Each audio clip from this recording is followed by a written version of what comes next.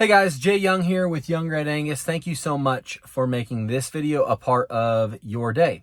And thank you so much to everyone who supported us at the bull sale this year. It was a success, and I really appreciate you guys coming out, bidding on bulls, purchasing bulls, and the text and all of the encouragement that you guys gave us. We really appreciate it, and I want to say thank you for that. Today's episode is sponsored by Regen Ag Labs. Regen Ag Lab is the lab that we trust, so make sure you go to their website, regenaglab.com, and check out all the services that they provide. Well, I hope you guys are in the mood for a challenging video, because that's what I have for you. Let's roll the intro, and then we'll get into it. And this is what we all feel, let's just not deny it.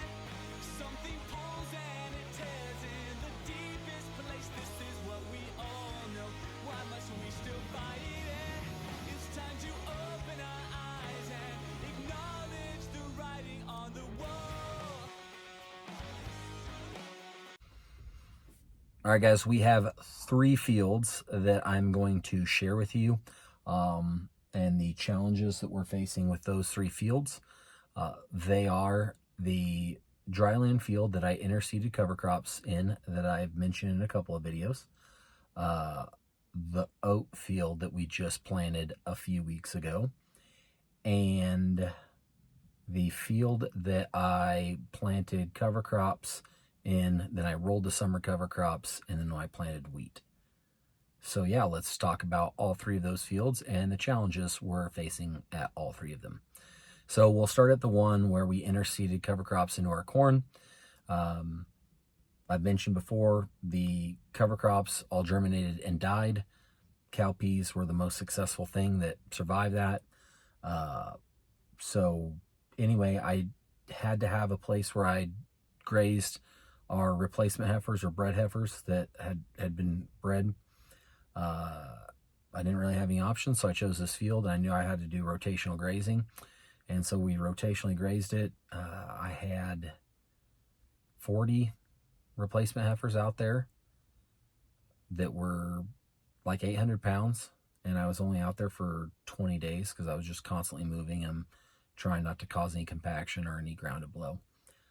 We still had our ground blow. On the end of it, we didn't have corn germinate. I interseeded the cover crops on that spot. The cover crops actually did germinate. There was wheat in there, so there was, huge tufts of wheat that the cattle wanted to eat, and so they ate that. There wasn't any residue, and we had it blow, and I chiseled the end of it, like you can see right here. What would have I done differently on this field? Well, I wouldn't have planted a cover crop mix after the corn came off, because it didn't rain after the corn came off. It rained in September, and that got us enough rain to get some of our wheat up, but some of it got up and died. Some of our wheat just winter killed and died because there wasn't enough moisture. Definitely not enough moisture to plant cover crops after you take the corn off. If I would have planted oats there just now, the whole field would be blowing, like we're going to show you here pretty soon that we're having issues with, where we planted oats and our neighbor's field is blowing, and now our field's blowing. Yeah, when you're getting started with regenerative agriculture, you're going to get punched in the face, and you're going to get knocked down. The key is have a positive attitude, get back up, and when people in other environments that get more rain than you give you stupid comments about how you should be doing this regenerative agricultural principle better or more often, just know your context, know your own environment, know that they're just trying to help you, even though they're really pissing you off, and just move on. I'm sorry, I'm being honest with where I'm at right now. Yeah, you just have a positive attitude, realize people are trying to help you. You get to choose your attitude, choose joy. Got it? Let's move on to the next field. Just to be clear, we did only chisel the edge here that you see in the video. Okay, here we are where we planted our oats that we talked about a few weeks ago. Man, this makes me sick to my stomach. I didn't realize it was this bad. Dad had talked to me about this, that we might have to chisel this. This looks really bad. But anyway, the oats haven't really emerged yet. Some spots they are, but they're only an inch out of the ground. It's been way too cold at night. I don't know if we planted them too early. You know, we had moisture to plant into, so we thought we needed to get them in the ground. That was the beginning of March. Usually if you plant them in the beginning of March, you're good. We've had some pretty cold nights.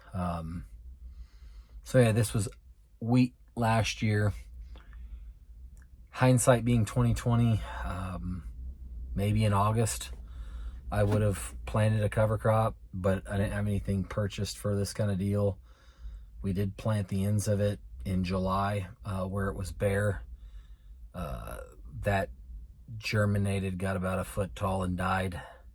So I didn't want to keep trying to plant another cover crop across the entire field. Just thought, well, we'll plant corn there and the wheat stubble. And then we decided to try the oats again. Probably gonna have to chisel this. I don't know how much we'll have to chisel.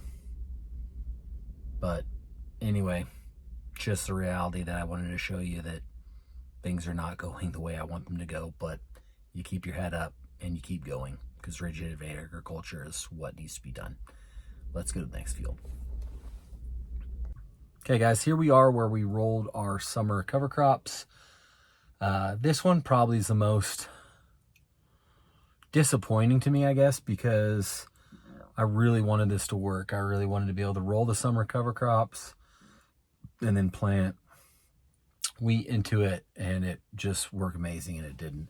And that's not to say that it won't work amazing in the future.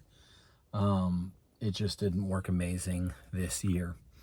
So anyway, Dad's not too excited about trying to try this again. And to be honest, like, I want to try it again, but I don't want it to blow up in my face this bad again. Anyway, I think hindsight being 2020, I wouldn't have just tried to plant the wheat into it.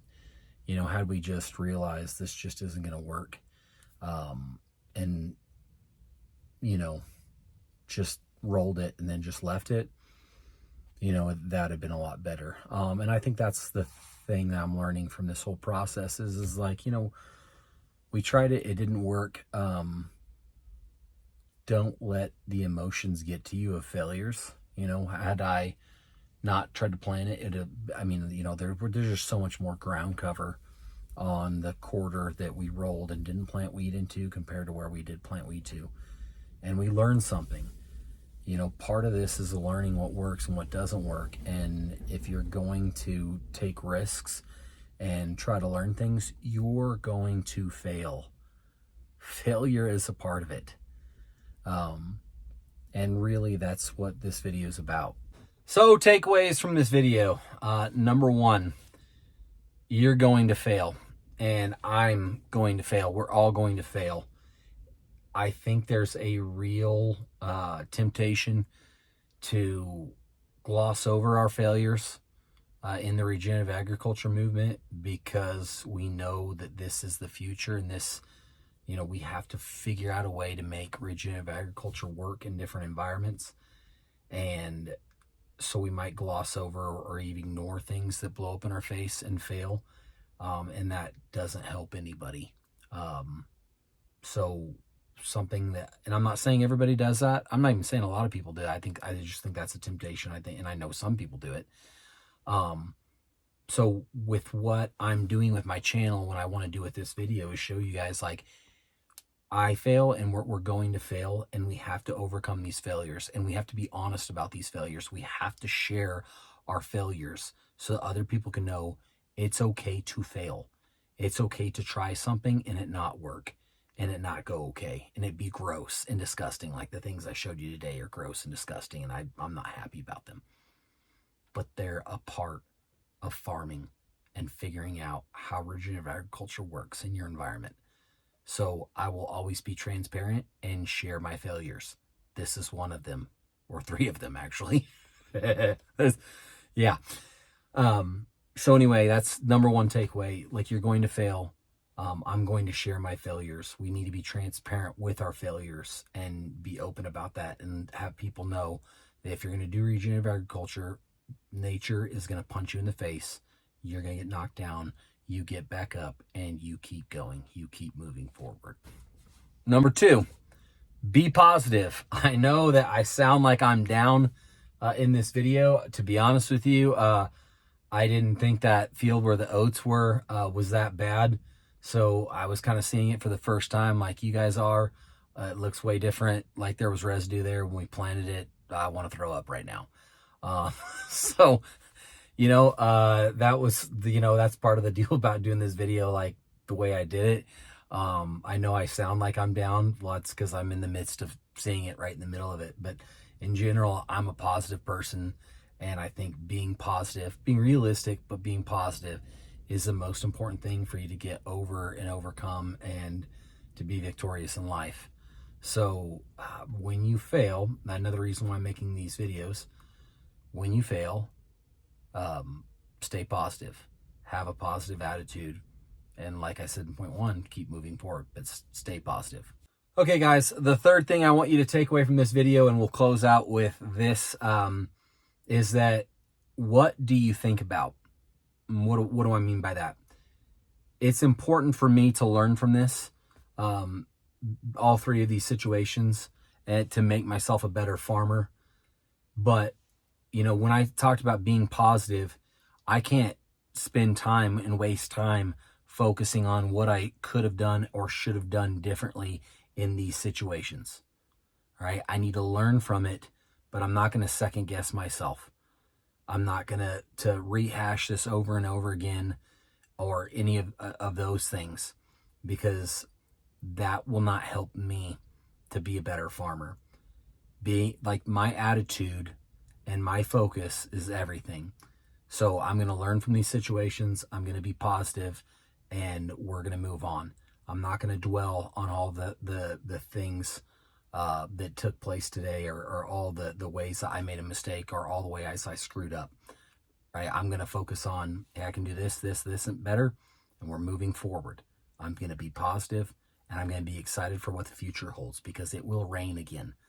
It's going to rain again. We're on 3 years in a row of less moisture than less than 16 inches of rain, which is our average.